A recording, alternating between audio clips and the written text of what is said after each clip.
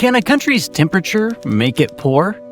It may sound incredible, but when we look at the data where the wealthiest countries are located and those that have underdeveloped economies, one thing becomes very clear. Almost every country that has a high GDP per capita is in the colder regions of the world.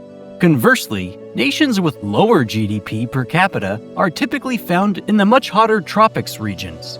So why does it appear that warmer countries are struggling to keep up? Does the cold really help an economy? Or is there something else going on? When we study a map of the GDPs by country around the world, a pattern immediately begins to emerge. It would seem that the majority of countries in the tropics or warmer regions of the planet, on average, tend to have a lower GDP than countries that are in more temperate or colder regions. There are most certainly outliers in this observation, but overall, when we look at economic data, countries with lower average temperatures tend to have stronger economies than countries with warmer temperatures. Let's look at some specific examples. The top 5 largest economies in 2021 were the United States, with a GDP close to $23 trillion, China at $17.7 trillion, Japan at $4.8 trillion, Germany at $4.2 trillion, and the United Kingdom at $3.2 trillion. You'll notice that all 5 of these countries are in either temperate or colder parts of the world. But what about GDP per capita? The countries with the highest GDP at purchasing power parity per capita are Luxembourg, Singapore, Ireland, Qatar, and Norway. This is more mixed in terms of climate region than GDP. But if we look at a larger data set, 14 out of the top 20 countries with the highest GDP per capita are outside of the tropics. This means that 70% of countries with high GDPs per capita are in more temperate parts of the world, which is clearly statistically significant. What this suggests is that there is a strong correlation between average temperature and the economic growth of a nation. But as we know, correlation does not always equal causation. One of the most common examples of this is the correlation between increased ice cream sales and an increased number of drownings. If you look at just the data, these two things have a strong correlation. As ice cream purchases increase, drownings also increase. Therefore, if no further analysis was done, it could be assumed that people eating ice cream directly resulted in more people drowning. However, we know this is not the case, since there is a third variable in this example that's not being considered: summer.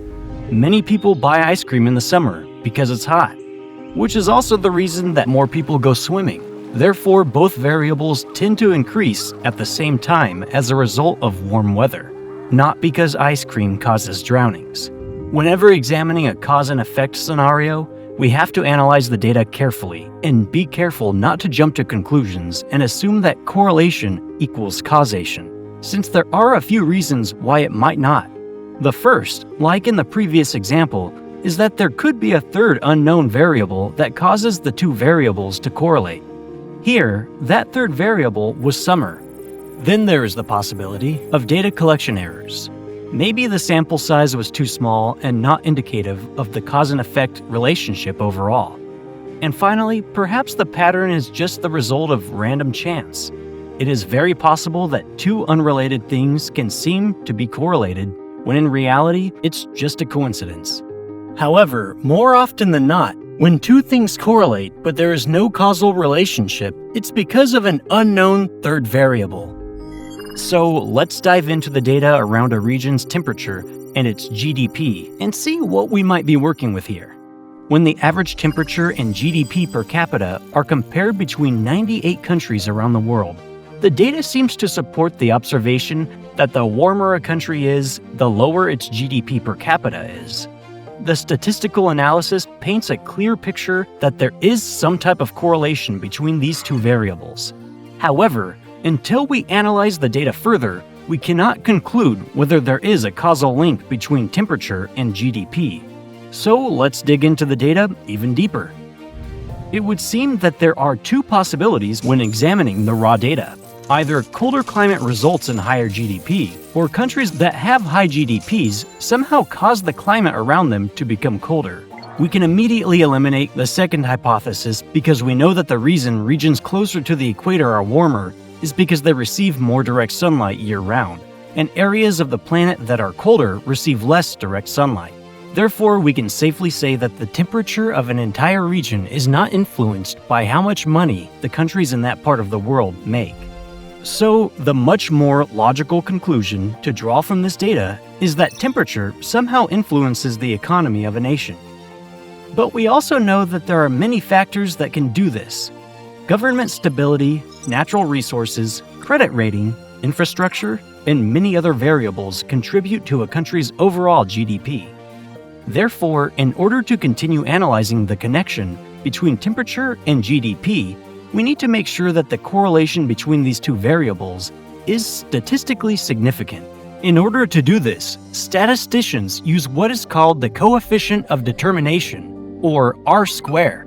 At a basic level, this value indicates how much of the variation in the dependent variable can be predicted from the independent variable. What we need to know right now is if the R-squared in the temperature versus the GDP dataset we are examining is statistically significant. It turns out that it ends up being about 0.087, or 8.7%. This means almost 9% of a country's GDP per capita is determined by its average temperature. To put this into perspective, according to the data, every 1 degree Celsius increase in average temperature causes the GDP per capita to fall by around $762. Once again, there are definitely a lot of different factors that influence a country's GDP. But from this data, it appears that temperature plays a statistically significant role. This is supported by the fact that warmer temperatures causing a decrease in GDP is not just a phenomenon at a global level, but happens within continents themselves as well. When we examine the difference in economic output between Africa and South American countries, the same trend as before holds true. South America has a nominal GDP of around $4.04 trillion. Africa has a nominal GDP of $3.14 trillion. On average, warmer countries in these two continents have lower GDP per capita than nations that lie in more temperate climates. For example, Uruguay, Argentina, and Chile, all of which lie further away from the equator and have average temperatures lower than the rest of South America, have higher GDPs per capita. In 2021, Uruguay had the highest GDP per capita at around $17,313 per year, followed by Chile at $16,265 and Argentina at $10,636. Conversely, the countries along the equator had much lower GDP per capita. Colombia is about $6,104, Ecuador's $5,965, and Suriname's GDP per capita is around $4,869. The average temperature in Uruguay is 17.5 degrees Celsius, or 63.5 degrees Fahrenheit. The average temperature in Suriname is around 26 degrees Celsius, or 78.8 degrees Fahrenheit. The disparity between the GDP per capita seems to be correlated to the differences in average temperature. In Africa, there is a similar story. Botswana, South Africa, and Libya are some of the richest countries in continental Africa. They also sit further away from the equator than most other nations on the continent.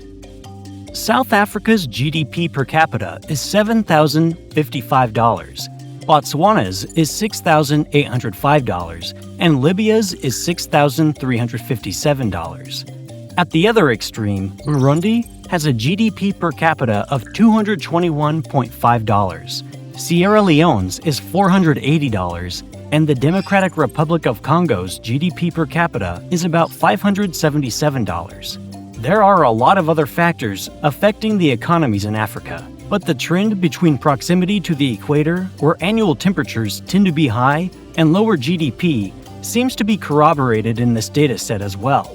Even when we look at a single country like Australia, the same phenomenon seems to hold true. Darwin has a large amount of natural resources and closer access to major trading partners like China, Indonesia, and India. Therefore, you would think Darwin would be one of the wealthier cities in the country. Instead, Darwin is the poorest capital city in Australia, and as to be expected based on our hypothesis, it is also the hottest.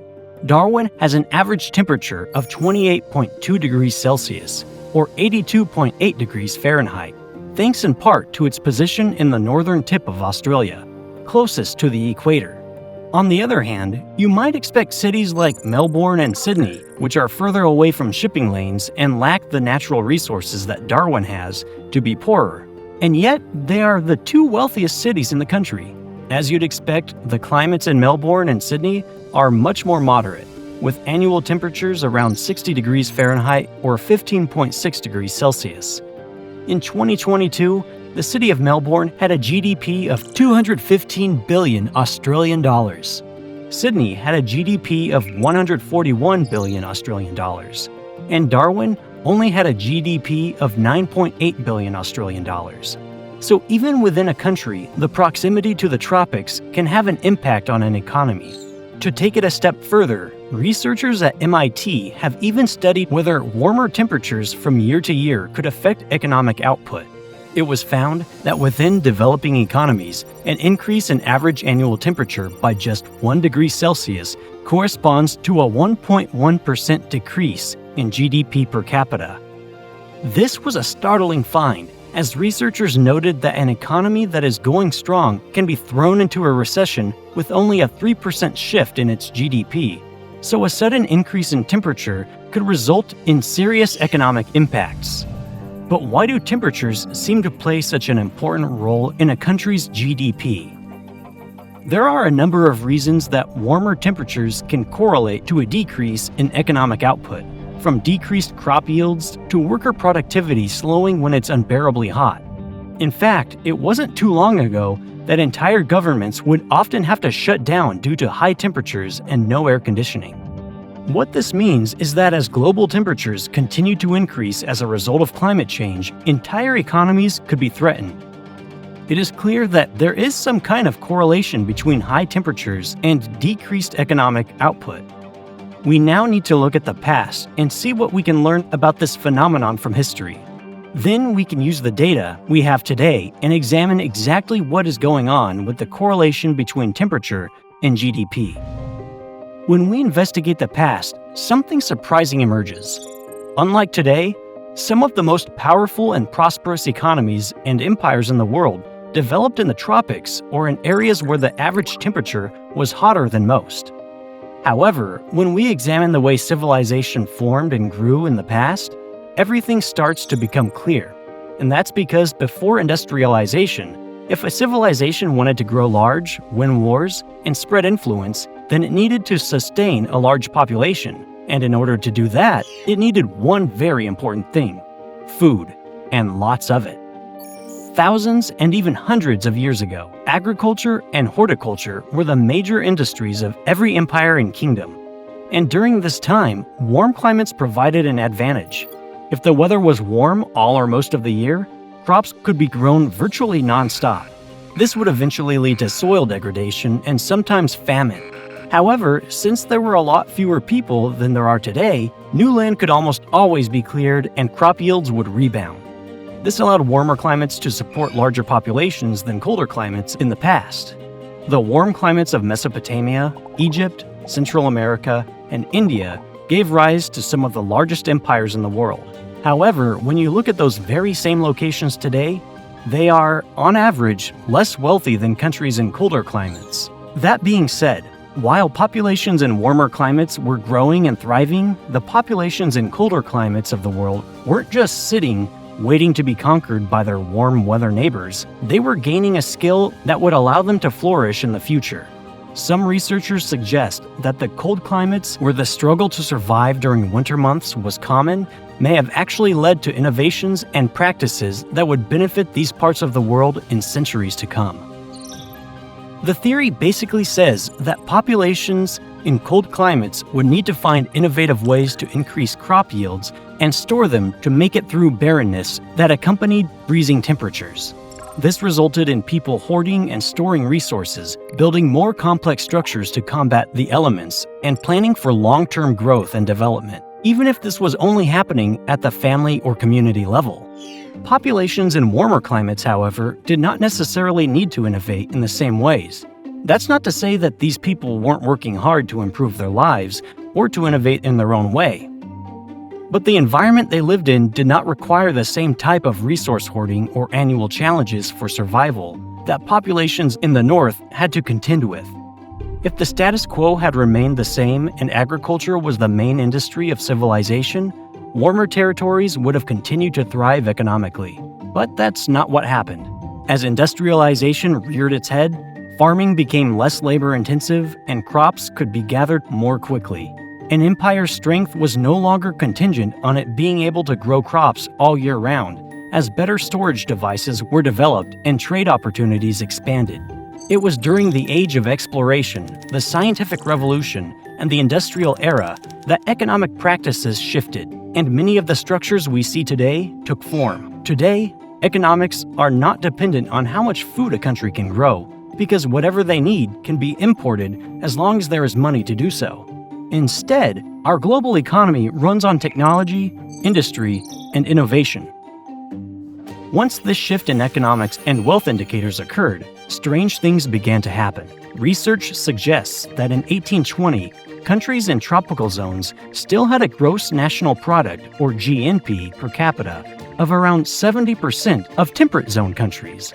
However, by 1992, this percentage had plummeted to the tropics having a GNP closer to 25% of that of colder countries. And in case you're wondering, the difference between GDP and GNP is that GDP is used to represent the total value of goods produced within a country's borders, while GNP includes everything produced by residents of that country, whether or not it occurred within the geographical border. So, just something to be aware of. What some researchers suggest happened in that dramatic shift in GNP was that cultures in colder regions of the world had set themselves up early on to succeed in a global economy based on trade and procurement of resources. And once parts of the world, like the countries in Europe, the United States, and eventually China, held a lead in the race to grow their wealth in a new global economy, it was very hard for other nations to catch up. But looking at history can only get us so far when analyzing the question of why cold countries are generally more wealthy than hot countries. In order to truly understand what's going on in our world today, we need to examine why warmer temperatures are not as conducive to growing economies in the same way that colder climates are.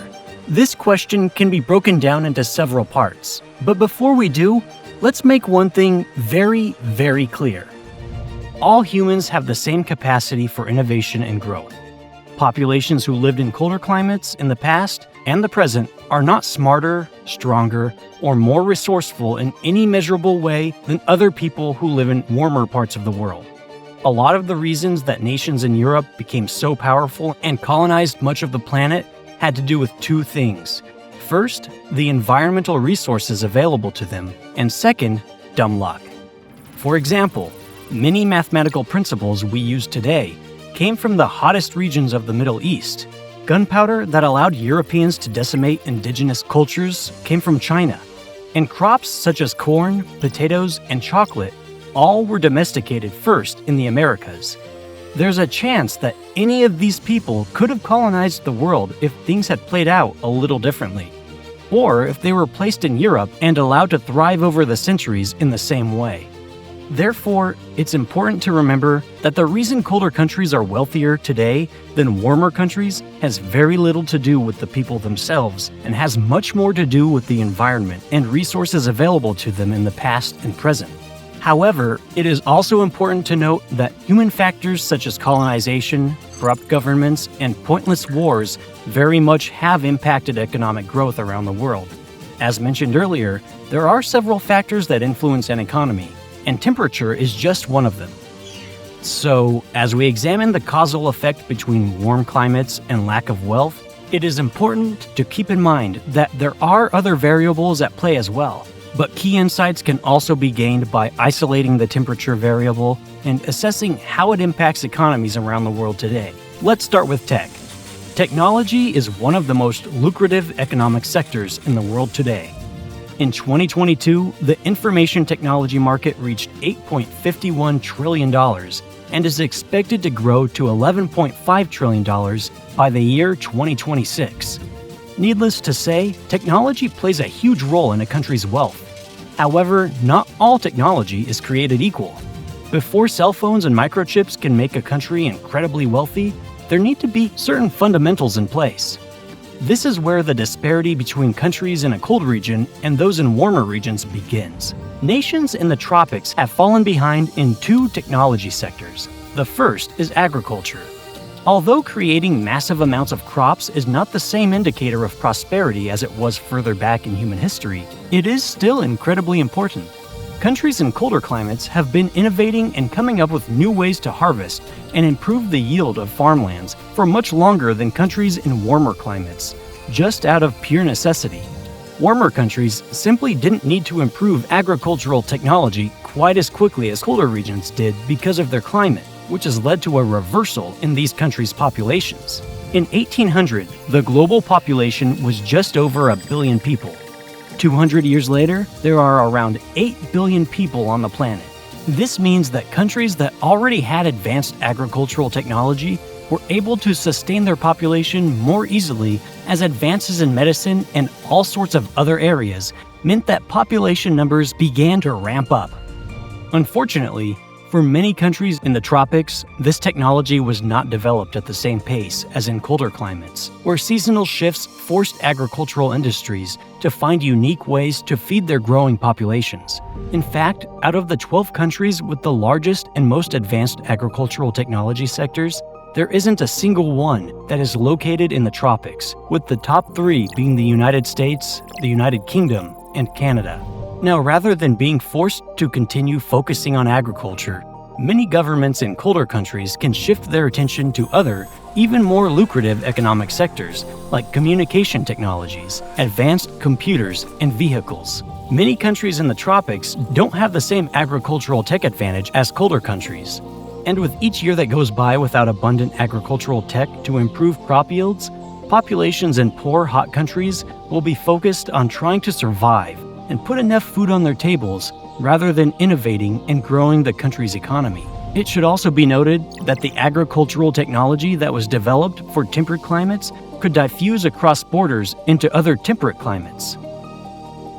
However, the same cannot be said about transferring technology to a warmer part of the world. There were certain innovations that made farming in colder regions more sustainable and bountiful that just wouldn't have worked in countries with hot climates. That being said, there's also certainly agricultural technology that could benefit all parts of the world regardless of temperature that has not been actively shared with poorer countries because it would not generate profits for the companies or governments that designed them. The other technological sector that has been hindered in many warmer countries is healthcare. When a country's population and workforce are suffering from diseases and illnesses, they're going to be much less productive than those with higher healthcare standards. Again, it is not because warmer climates don't have scientists and doctors to develop a booming healthcare sector. It's because of a lack of resources in general that hampers efforts to improve the quality of life in many warmer countries. We'll come back to why warm climates have such a negative impact on health later on. However, it is important to understand that many diseases and health problems that arise in warmer parts of the world don't exist in cooler regions. And while scientists and doctors in countries near the tropics know how to prevent or even cure many diseases, they just don't have the ability to make and disperse the necessary medicine due to societal and economic factors. But this is where we come back to the countries in temperate regions being so far ahead in terms of economic wealth that others can't catch up. Countries that are wealthy can afford to have large pharmaceutical companies that spend billions of dollars on research and development. This is why the vast majority of malaria drugs are made in colder countries where malaria isn't even an issue. These companies can make money off of the drugs even though they are not really used to improve the health of the people in the country they are based in. According to the National Institute of Health, a full course of malaria-curing medicine only costs about $2.40 in the United States. Yet, those same drugs, developed by the same company, are sold for 5 times the price in parts of Africa that desperately need the medicine to save lives. There are numerous examples of healthcare technology and medicine not being widely available in countries due to a lack of resources and money. This then exacerbates the healthcare situation, which costs more lives and bleeds the income of families dry who are trying to procure medicine and treatments to save their loved ones. And it should go without saying that if a government and its people are spending large sums of time and money on trying to procure medicine, they probably aren't innovating a growing lucrative business to boost their country's economy. So this is probably a good point to discuss why the technology gap and economic gap in general have grown so much between cold countries and hot countries. This will also help us better understand how certain countries in colder parts of the world wound up becoming so economically powerful and far ahead of others. It's been mentioned a couple of times, and it bears repeating again. Temperature itself is not the only reason that nations in the tropics tend to be less wealthy than countries in more temperate parts of the world. However, temperature did play a major role in the past that allowed specific nations to innovate in ways that would later benefit them. There is no better example of this than what happened in Europe, where Europeans were lucky enough to have an abundance of natural resources and an environment conducive to supporting the advancement of certain technologies that allowed them to become wealthy and expand early on. This advantage eventually led to European countries colonizing much of the world. However, it should be noted that countries in more temperate climates either remained territories or had close ties with Europe even after they gained their sovereignty. The same cannot be said of territories in the tropics that were colonized. It is here that many European colonizers set up governments, stripped the lands of their resources, and when it no longer suited them, left the country in shambles, and with power vacuums that were more often than not filled by ruthless leaders. It should then come as no surprise that countries in the tropics that were colonized struggled to find stability after they became sovereign nations, and without a stable government, an economy cannot grow. The temperature and byproducts of such a climate, such as higher rates of infectious diseases, are likely one of the reasons that some territories in the tropics were relinquished by colonizers, while colonies in more temperate regions were held onto. And from a purely economic perspective, a territory controlled by a country with a booming economy will almost always have more money and resources than a colony that has been exploited and then left to fend for itself. That is not to say that European colonizers should still be in control of territories around the world. It's just an observation of how government stability can play a major role in economy. Other than having barriers to securing healthcare necessities, the tropics also have much higher instances of disease because of the temperature. A healthy population definitely makes for a more productive workforce, which can result in a stronger economy. However, disease can hamper this productivity, especially when you consider all of the health and societal side effects diseases can have on a country. For example, infant mortality in countries in the tropics is 50% higher than in colder countries, and life expectancy is approximately 8% lower in hot countries than in cooler countries.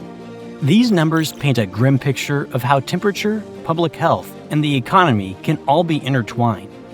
One of the reasons that the tropics are hit so hard by disease is that there are rarely freezing temperatures, which typically hinder the reproductive and transmission cycles of viruses and bacteria.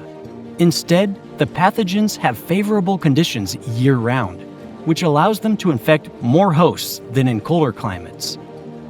This can allow more virulent strains to evolve, as every time a pathogen jumps to a new host, there is a chance of mutations in its genetic code that could make it stronger or more resistant to current treatments. Another byproduct of hot weather year-round is that insect populations tend to flourish. In colder climates, insects die off and populations remain dormant for several months. This is why countries like the United States and Southern Europe, which had to contend with malaria for a time, were eventually able to virtually eradicate it. Every year, the population of mosquitoes would be suppressed during the cooler months, which allowed time for precautionary measures to be implemented and medication to be distributed. However, in tropical regions, this decline in insect population never occurs. This just further exacerbates the pathogen problem.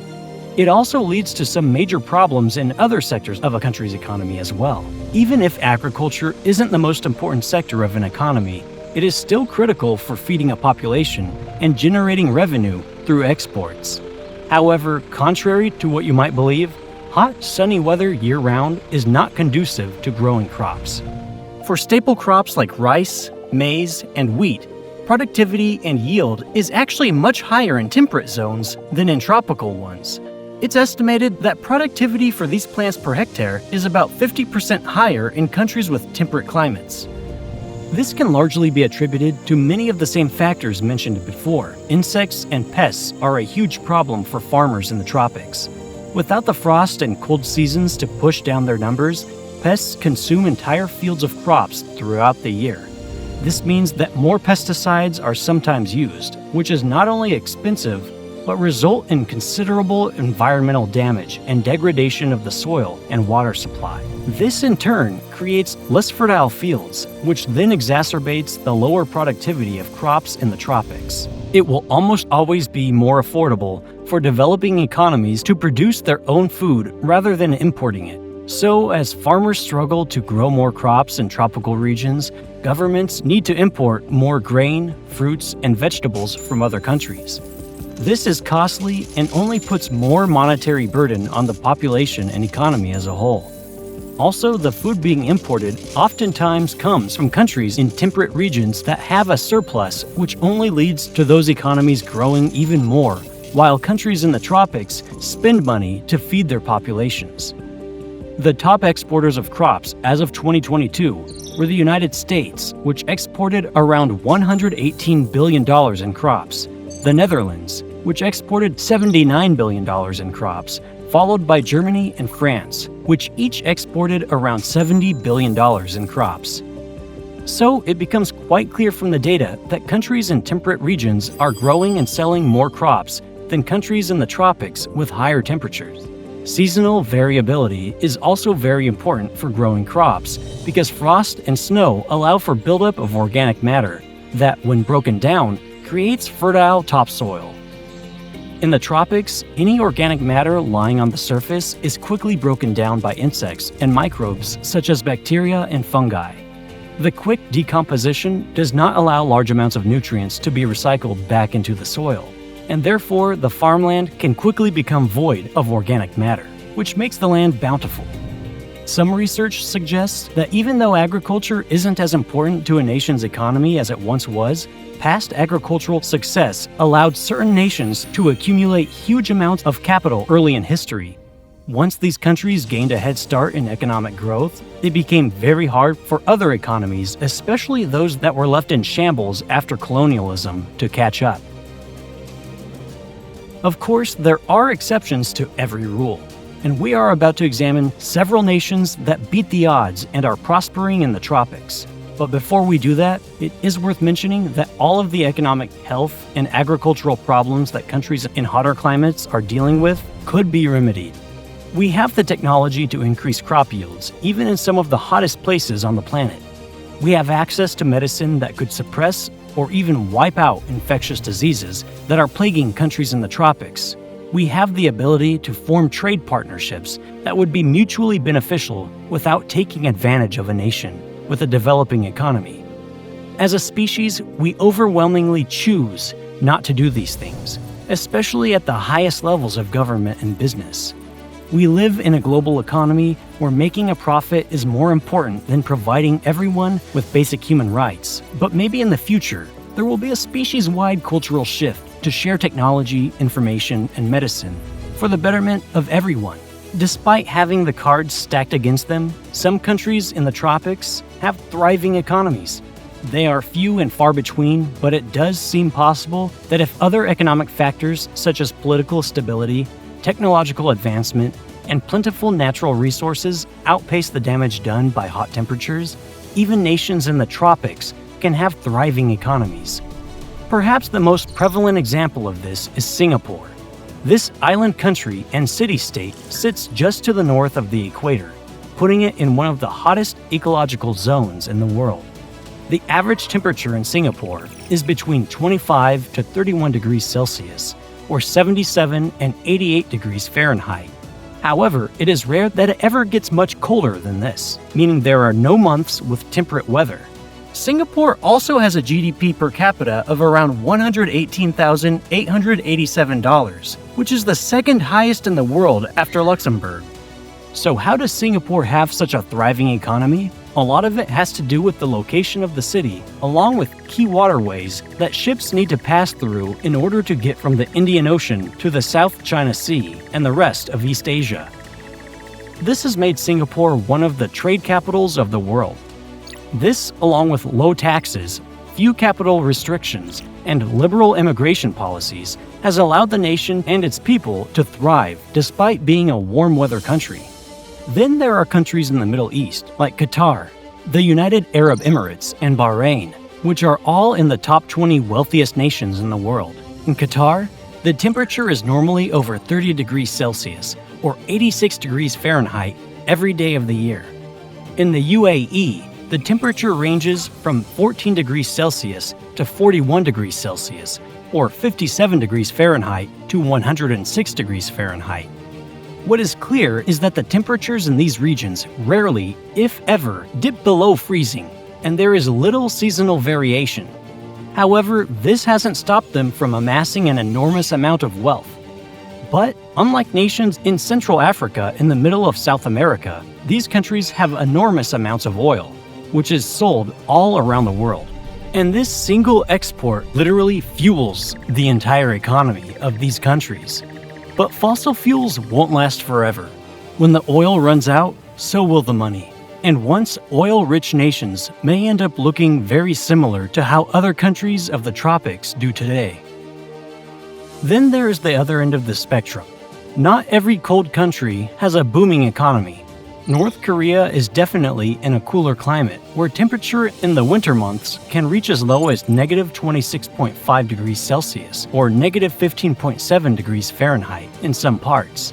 Yet the GDP per capita in North Korea is around $1,300.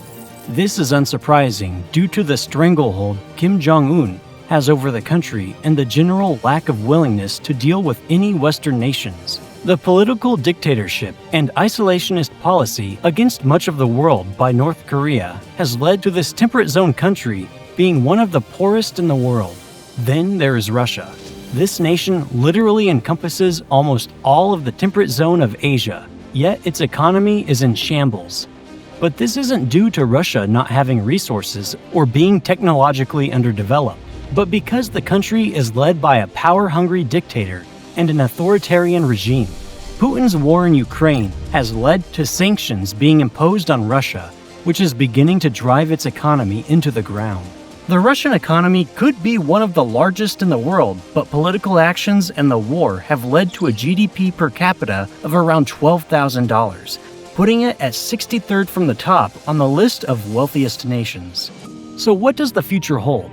The data suggests that hotter temperatures correlate to lower economic output, so it's alarming that in the coming decades, the entire planet is going to get warmer as a result of climate change. It is highly likely that developing countries and poor nations will be the ones hit hardest by the changes in global temperatures, but even countries in temperate climates will feel the effects. Climate scientists estimate that global temperatures will be 1.5 degrees Celsius or 2.7 degrees Fahrenheit higher than today's average by the 2030s. Remember that calculation at the beginning of the video? That a 1 degree Celsius increase in average temperature causes GDP per capita to fall around $762? So, over the next decade, GDP per capita could theoretically drop by over $1,000 in certain parts of the world, solely because of higher temperatures. This doesn't take into consideration the environmental impacts, such as more intense storms and a rise in sea levels, which will likely cause even more damage to both individuals and economies. So while there is no definitive answer as to why countries with higher temperatures tend to be less wealthy than countries with cooler temperatures, it is likely a combination of technological, health, agricultural, societal, and historical factors that are contributing to the differences in economic prosperity that we see today, many of which are a result of past actions in human history. What we do know for sure, though, is the data shows a clear correlation between warm temperatures and a country having less wealth. More research still needs to be done, but hopefully we can learn from the past to create a better future for everyone.